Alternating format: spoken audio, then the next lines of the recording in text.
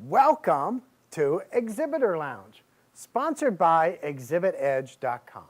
I'm your host and your trade show mixologist, Michael Gray.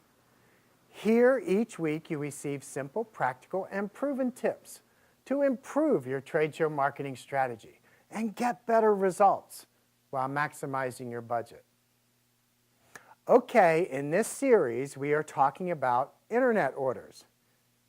Yes, I've turned this into a mini-series as there's just too much to cover in a week or two.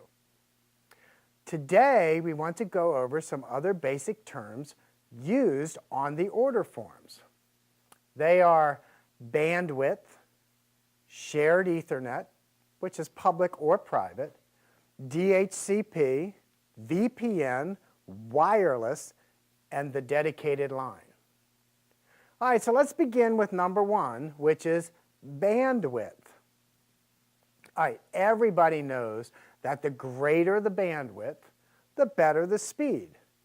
And that's a good thing. But what is bandwidth? Bandwidth is measured in bits. All right, a bit is the short name for a binary digit. Now, in computer terms, a binary digit is either a 0 or a 1. A kilobit is 1,000 binary digits, and a megabit is 1,000,000 binary digits. Bandwidth is the number of bits or binary digits that are available to download per second. But how much is enough? All right, that question can drive you crazy when looking at the internet order form. I mean, you can spend thousands of dollars to increase bandwidth. So again, I ask, how much is enough? If you just need basic internet and internet email, then a shared Ethernet connection is probably good enough. All right, let's take a look at three separate bandwidth categories. They are 256 kilobits per second, 512 kilobits per second, and finally 1.5 megabits per second. So what can you do with each speed or bandwidth category?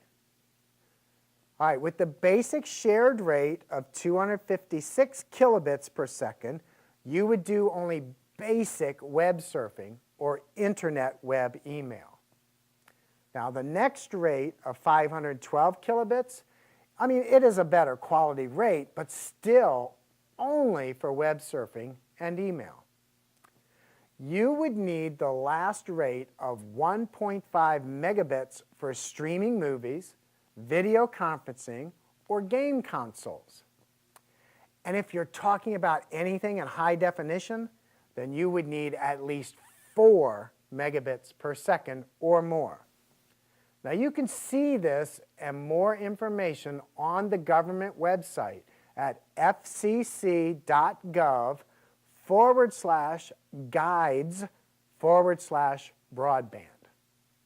All right, the next term, number two, is shared Ethernet. This is usually the first category on the internet order form and is the least expensive. Shared Ethernet means that you share access to the backbone, which is the facility's main internet feed. And you share it with other exhibitors on the floor.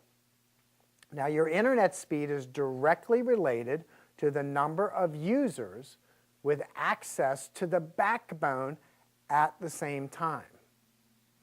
All right, the internet form usually posts the lowest broadband rate of 256 kilobits per second for this service. The backbone may have 10 megabit service to start, which is exceptional, but it will be diluted by the number of simultaneous users. A public Ethernet connection is usually a DHCP connection. That means it's basically plug and play. And it does not require you to configure your computer. Now, for those of you who need to know what DHCP means, it stands for Dynamic Host Configuration Protocol. Now, DHCP is very user-friendly.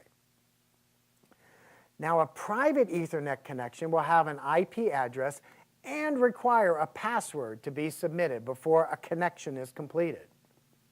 Private IPs can provide a slightly higher download speed at 512 kilobits size, even though the upload speed stays at 256 kilobits. All right, good enough for today? Agreed. All right, next week we'll go over VPN, wireless, and dedicated lines like T1 connection. Hey, as always, please respond with your questions or comments and let others know about ExhibitorLounge.com. We'll see you next week. Until then, I'm your host, Michael Gray, telling you to relax in the Exhibitor Lounge.